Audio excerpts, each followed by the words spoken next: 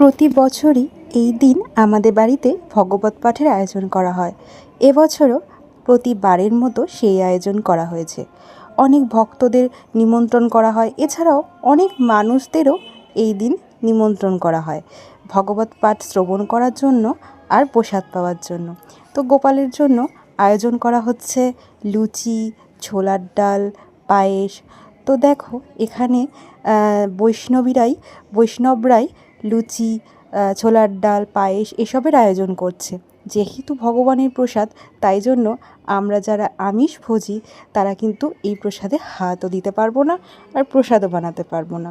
তো দেখো ঠিক সেরকমই আয়োজন করা হচ্ছে। তো এই দেখো আমাদের গোপাল কি সুন্দর করে আজকে সেজে উঠেছে, আর আমরা গোপালকে ভোগ প্রসাদ নিবেদন করে দিয়েছি সন্ধেবেলায়। ফল দিয়েছি, লুচি দিয়েছি, পায়েস দিয়েছি আর দিয়েছি মিষ্টি। দেখো কি সুন্দরই না লাগছে প্রত্যেকটা ভগবানকে, কি সুন্দর করে সাজানো হয়। আর সন্ধেবেলায় কি সুন্দর সবাই ভগবত পাঠ মন দিয়ে শুনছে। আমরাও মন দিয়ে ভগবত পাঠ শ্রবণ করেছি। তোমাদের কেমন লাগলো জানিয়ে দিও।